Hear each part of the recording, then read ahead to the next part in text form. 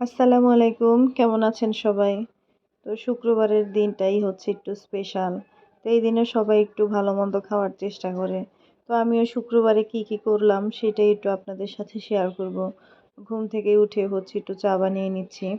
তো আমি এখানে হচ্ছে লবঙ্গ, এলাচ আর হচ্ছে একটু দারচিনি দিয়ে ব্লেন্ড করে নিয়েছি। আমি সবসময় রং চাটা এইভাবেই খাই। এই চাটা শরীরের জন্য খুবই উপকার। তো আমি এখন চাটা বসিয়ে দেবো। আর এইদিকে হচ্ছে আমি একটু তেজপাতা দিয়ে দিয়েছি আর এইগুলোর গুঁড়ো দিয়ে দিলাম। তো এইটা জাল দিলে একদম চায়ের কালার হয়ে যাবে। আর এইদিকে একটু নুডলস রান্না করব। তো আমি হচ্ছে চিকেন বল বের করে নিয়েছি।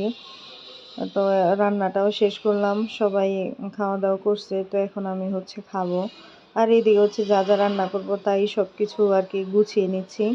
তো আমি মাংসটা এখন বেশিরভাগ সময় হচ্ছে আমি সাথে সাথে বেটেই বা ব্লেন্ড করেই রান্না করি।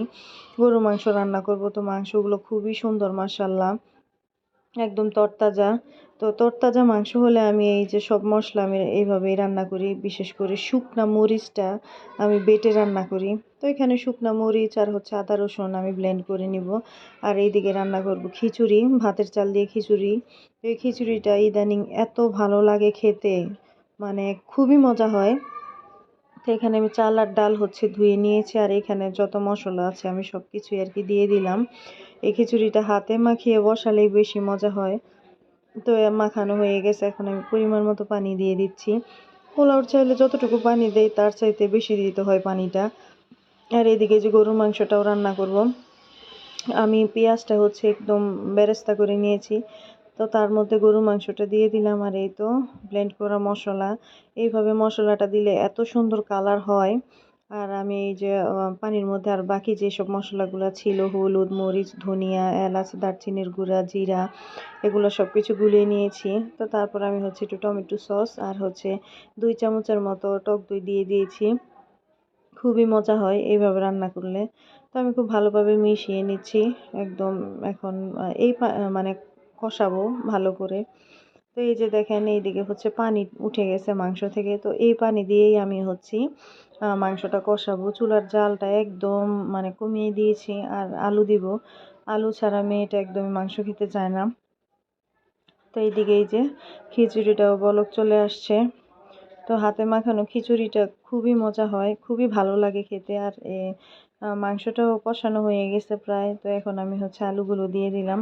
গরুর মাংস বা মুরগির মাংসের মধ্যে আলু আমার একদমই ভালো লাগে না, কিন্তু মেয়ে আর মেয়ের বাবার জন্যই দিতে হয়।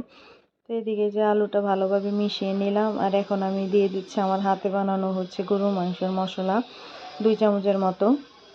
তো তারপর ভালো করে কষিয়ে হচ্ছে ঝোল দিয়ে দিয়েছি। আর এইদিকে ওই যে খিচুড়িটা হয়ে গেছে, খুবই সুন্দর হয়েছে মাশাল্লাহ, একদম ঝরঝরে। এখন একটু গরম আছে, ঠান্ডা হলে আর একটু ঝরঝরে হয়ে যাব।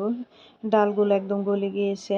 তো সব কাজ কাম শেষ করে নামাজ কালাম পড়ে তারপরে এই তো খেতে বসবো। আর এইদিকে যে তরকারিটা, চুলাটা বন্ধ করলাম, একদম গরম গরম তরকারিটা খুবই ভালো হয়েছে আলহামদুলিল্লাহ। তো এইদিকে সবাই একসাথেই দুপুরবেলা খেতে বসলাম, খিচুড়ি আর হচ্ছে গরুর মাংস। আলহামদুলিল্লাহ অনেক অনেক মজা হয়েছে, খুবই ভালো লেগেছে। সবাই একসাথে বসে খেয়েছি। গরুর মাংস দিয়ে খিচুড়ি খুবই ভালো লাগে। তো তারপরে এই হলো সন্ধ্যাবেলা। তো আমি বললাম শুক্রবারের দিনটাই আপনাদের সাথে আর কি একটু শেয়ার করব। তো স্যার আসছে, স্যারকে হচ্ছে নাস্তা দিব। এখানে কেক নিয়ে আসলাম, তারপর হচ্ছে বিস্কুট নিয়ে আসলাম। তো স্যারকেই আর কি এখন দিব। তো স্যারকে দিয়ে তারপর হচ্ছে আমরাও একটু হালকা পাতলা নাস্তা করে নেব। তো এই যে বিস্কুট নিয়ে আসছে, এটা কি ফুলকলির বিস্কুটটা, মোটামুটি ভালোই। তো তারপর সবাই একসাথে বসে তো একটু কমলা খেয়ে নিলাম। তো এই ছিল আমাদের আজকে সারাদিনের ব্লগ। ভালো থাকবেন।